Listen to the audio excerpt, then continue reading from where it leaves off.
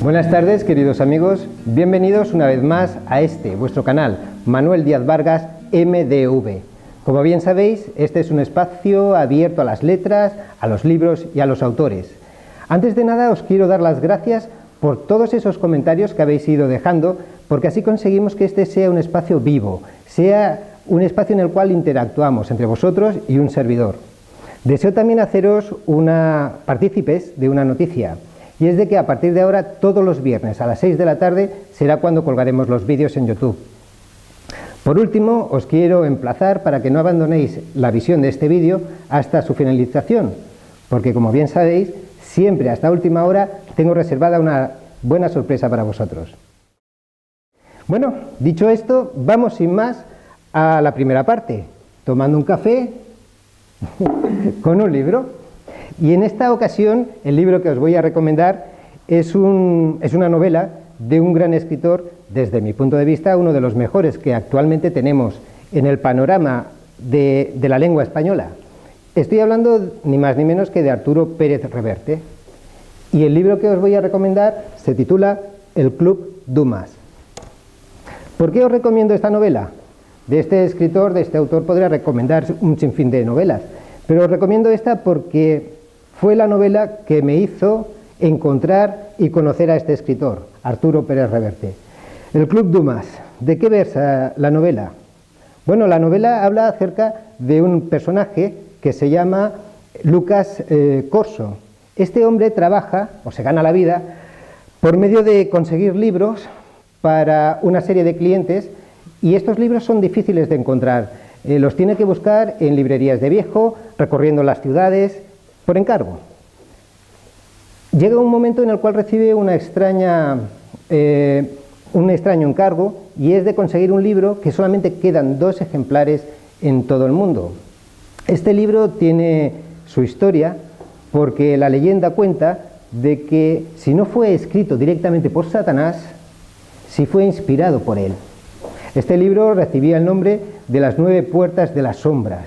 Bueno, y ahí es cuando se inicia la trama de esta gran novela. Os voy a leer una pequeña porción, un fragmento, para que veáis cómo suena su música, cómo escribe este escritor. Dice así: era un edificio rectangular del siglo XVIII, con 4 chimeneas y una fachada cuyo revoque ocre estaba descolorido en regueros y manchas. Corso bajó del coche y estuvo un momento observando el lugar antes de abrir la verja de hierro. A uno y otro lado, rematado el muro sobre columnas de granito, había 2 estatuas de piedra verde-gris, enmohecida. Una representaba un busto de mujer, la otra parecía idéntica, pero de facciones ocultas bajo la hiedra que trepaba hasta ella. Inquietante parásito que se hubiera adueñado del rostro, fundiéndose con los rasgos modelados de debajo. Al caminar hacia la casa escuchó el sonido de sus pasos sobre las hojas muertas. Era un sendero flanqueado por estatuas de mármol, casi todas caídas y rotas junto a los pedestales vacíos. El jardín estaba en completo abandono, invadido por la vegetación que subía por los bancos y miradores, cuyos forjados, oxidaban la piedra cubierta de musgo. Excelente novela, sinceramente. Un inciso. Esta novela, si no recuerdo mal, estoy hablando de forma extemporánea, fue llevada al cine en el año 99 por un director, pero sinceramente me quedo con la novela, mucho mejor que la película. Leedla, que os gustará. Bueno, dicho esto, pasamos al siguiente punto. En Taller de Escritores, la semana pasada estuvimos viendo recursos literarios que nos pueden ayudar a moldear, a captar la atención de vuestros lectores y darle esa forma que vosotros queréis a vuestra novela. Estuvimos hablando de esos recursos literarios que pueden ser el símil, la hipérbole. En esta ocasión vamos a hablar de la metáfora. Y ya estamos otra vez, menuda palabreja. ¿Qué es una metáfora? Bueno, metáfora viene también del griego y se podría también dividir en 2. Meta sería o significaría en griego más allá. Y lo siguiente, pharein, que sería fonéticamente como se pronunciaría, quiere decir trasladar un objeto dándole un significado a otro objeto parecido. O sea, leo literalmente, metáfora sería trasladar un objeto más allá de este para darle un significado a otro objeto parecido. Voy a mencionar dos ejemplos de metáfora. La metáfora podría ser: tu boca es de fresa o tu cabello es de oro. ¿Notáis la diferencia? Aquí no se compara la boca de fresa con otra palabra, sino dice que es de fresa o que su cabello es de oro. No es lo mismo decir que yo me parezco a mi hermano que decir que yo soy mi hermano. Esta es la diferencia entre un símil y una metáfora. La que he mencionado es una metáfora simple. Hay tres tipos de metáfora, pero no voy a abundar en ello para no liarnos. Otro ejemplo de metáfora sería la metáfora que normalmente se conoce como pura. Y aquí tenemos que discernir un poco porque tenemos que saber o captar cuál es la palabra que la metáfora adopta. Os voy a poner un ejemplo. El cielo se cubrió de gris y lloró tu ausencia. Aquí nosotros tenemos que discernir cuál es la metáfora. En este caso será lloró tu ausencia. El cielo no llora, en todo caso lloverá.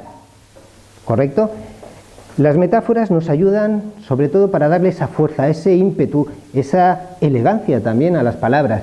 Como decíamos la semana anterior, tiene alma y el cuerpo es lo que nosotros queramos y sepamos darle a nuestro escrito. La próxima semana hablaremos de más recursos lingüísticos. En esta solamente os voy a hacer un comentario también en el taller de escritores, y es de que seáis valientes. A medida que vayáis progresando en vuestro manuscrito, se lo podéis dar a diferentes personas de confianza, evidentemente, para que lo lean, porque de esta manera tendréis una visión un poquito más amplia, más general, y os pueden ayudar a corregir aquellas cosas que a lo mejor vosotros no os habéis dado cuenta. Y hasta aquí el taller de escritores. Pasamos al siguiente punto. Bueno, vamos a darle contestación a esas preguntas de los lectores. ¿Corriges muchas veces tu manuscrito? Bueno, tengo que reconocer que sí. Soy un obseso de la perfección. Eso no significa que la consiga, pero al menos lo intento. Y me viene ahora mismo a la mente una frase de Miguel Ángel, el gran escultor y pintor italiano, que decía: las pequeñas cosas hacen la perfección y la perfección no es ninguna pequeña cosa. Con lo cual soy un obseso, soy muy meticuloso a la hora de escoger las palabras. Utilizo una técnica, y es de que a medida que voy escribiendo, voy pasando adelante, lo que he escrito lo dejo macerar. Lo tengo relevado a un segundo plano, y cuando han pasado 2 o 3, no sé, semanas, cojo y lo vuelvo a releer. Entonces ya tengo una perspectiva de tiempo con referencia a lo que he leído y me doy cuenta cómo suena, esa música que desprende. Y entonces cambio, no cambio, rectifico, pero sí, sinceramente soy una persona muy meticulosa y lo reviso continuamente. Siguiente pregunta. ¿En qué te inspiraste para escribir tu novela La mensajera de los ánimos? Buena pregunta, además es una de las que continuamente me estáis haciendo. Pero ¿sabéis una cosa? No lo voy a explicar ahora, no lo voy a desvelar porque se me está echando el tiempo encima, hablo demasiado. Para la siguiente semana voy a hablar de un personaje que sin duda, como la mayoría de los grandes escritores, no tiene desperdicio. Voy a hablar de Julio Verne, y lo voy a hacer por una razón, y es de que el día 8 de febrero se cumplirá el 190 aniversario de su nacimiento. Este gran escritor francés, que dejó grandes novelas para nosotros, tales como 20.000 leguas de viaje submarino, Miguel Strogoff, La vuelta al mundo en 80 días, pues nació en Francia, en la ciudad de Nantes. Era una ciudad portuaria, y esto le marcó de una forma muy profunda en su carácter, porque el trasiego de marineros, de buques mercantes, hizo crecer en él la semilla de la aventura, la curiosidad por saber, por aprender. Esto, sumado a que tuvo una profesora que estaba casada con un marino mercante, la cual a su vez le explicaba aventuras al muchacho, hizo o engendró en su corazón la ansiedad por ver, por conocer las aventuras que posteriormente siempre escribió. Aparte del nacimiento en esta ciudad francesa de Nantes, también hay que mencionar o reconocer que Julio Verne estuvo muy influenciado por la época en la que vivió. Se podría decir que fue un hombre de su tiempo. ¿A qué me refiero? Pues me estoy refiriendo ni más ni menos que él nació y creció durante la Revolución Industrial y los avances tecnológicos. Desde muy pronto él se dio cuenta de que esos avances tecnológicos tarde o temprano cambiarían, moldeando la sociedad e incluso al propio hombre. ¿Cómo fue la infancia de Julio Verne? Pues fue una infancia feliz. Él era un buen estudiante, era de clase acomodada, su padre de hecho era abogado, un abogado reconocido en la ciudad, y la verdad es que era muy inteligente. Sin embargo, prestad atención porque pronto se demostró ese carácter que él tenía y que albergaba dentro de su corazón como aventurero. Ni más ni menos que a los 11 años se escapó de su casa. Sí, señor. Se escapó a los 11 años para enrolarse como grumete en un barco. Y además no se iba a un puerto europeo, se iba nada menos que a la India. ¿Por qué se enroló en ese barco? Bueno, pues se enroló básicamente por dos razones.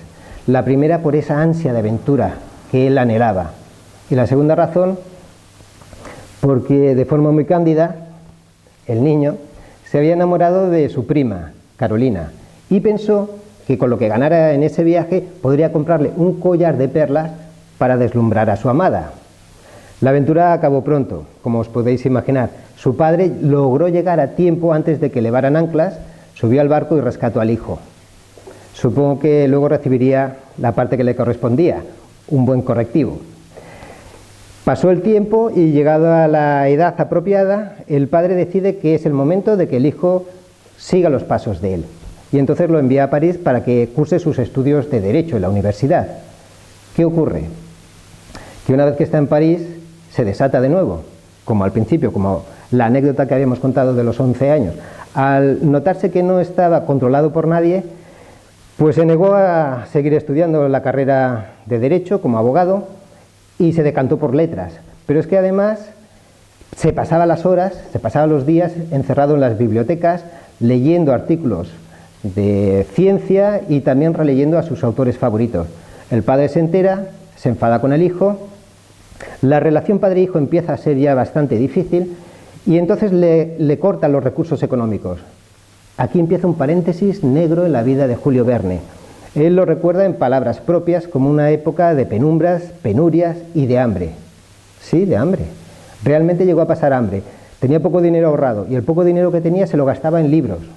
Pasaba, como he mencionado anteriormente, las horas encerrado en la biblioteca hasta que ya la necesidad obró el milagro de obedecer al padre. Acabó su carrera y se vuelve de nuevo a la casa familiar. Una vez que vuelve otra vez a su ciudad natal y con sus padres, buscando ese equilibrio que necesitaba, conoce a una mujer, una viuda, que tenía 2 hijas y que era rica. Se casa con ella. El padre, pretendiendo de que empezara una nueva vida y que fuera consecuente con ella, pues le hizo un regalo de 50.000 francos. En aquel tiempo era toda una fortuna. Para que os hagáis una idea de ese carácter indómito que tenía Julio Verne, a partir de ese momento en el cual su vida se estabiliza, al menos económicamente, jamás volvió a pisar el hogar paterno. Su relación con su mujer tampoco se podría decir que era para tirar cohetes, porque resulta de que al poco tiempo de estar casado se da cuenta de que la vida marital no está hecha para él. Os voy a poner una anécdota. En un viaje en el cual va junto con su mujer y sus 2 hijastras a visitar a una hermana de esta, él, agobiado, sin decir nada, se escapa, como cuando tenía 11 años, y coge un buque y se va para conocer Escocia. Podéis imaginar la cara de sorpresa y desasosiego de su esposa buscando sin saber dónde estaba. Esa fue otra de las correrías de Julio Verne. Vuelve otra vez a su ciudad y con el tiempo tiene la suerte de conocer a otro gran escritor. Vosotros ya lo conocéis porque lo hemos mencionado aquí en otra ocasión. Nuestro insigne escritor Alejandro Dumas. ¿Os acordáis? El de los 3 mosqueteros. Bien, pues gracias a él consigue trabajo como secretario en el Teatro Nacional de París. Ahora sí, ahora ya parecía de que tenía esa estabilidad económica que tanto necesitaba. Como su vida es muy larga, prolífera, pues me voy a centrar solamente ahora ya en pequeñas curiosidades. Por ejemplo, después de su tercera novela, con la cual ya consiguió la fama absoluta, esta novela, por cierto, que se titulaba Viaje de la Tierra a la Luna, consiguió tal fama y consiguió tanto éxito y tanta expectación entre el público que literalmente su despacho se inundó de cartas por parte de la gente, de personas, las cuales le solicitaban, ni más ni menos, que una plaza, una reserva para un viaje a la Luna cuando se realizara. Curioso. hace 100 años antes de que el hombre realmente cumpliera ese sueño. Otra anécdota de él, su primera novela se titulaba París en el siglo XX. Pues nadie se la quiso editar. ¿Y por qué no se la quisieron editar? Pues sinceramente no se la quisieron editar porque decían de que además de pesimista era extremadamente fantasiosa, que no tenía credibilidad. ¿Qué explicaba el autor en esa novela? Pues explicaba que el mundo estaba repleto en sus ciudades de rascacielos de cristal, trenes de alta velocidad, que cada familia disponía de un vehículo propulsado por gas, que había una red mundial para las comunicaciones y que la sociedad estaba absolutamente obsesionada por el dinero. Si miramos a nuestro alrededor, ¿no es eso lo que vemos hoy día? Realmente era un visionario. Una curiosidad acerca de esta novela. Estuvo durmiendo en un cajón, no se editó en aquel tiempo, hasta que un bisnieto del autor la vio, la llevó a una editorial y se editó por primera vez en el año 1994.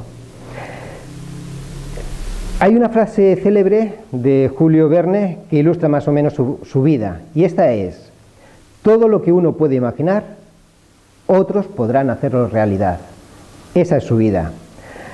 Como último, mencionaré de que Julio Verne vio cómo la historia se repetía. Él se llevaba mal con su padre y su único hijo también se llevaba mal con él, a tal grado de que lo tuvo que meter durante un tiempo en un correccional y más adelante incluso en un manicomio.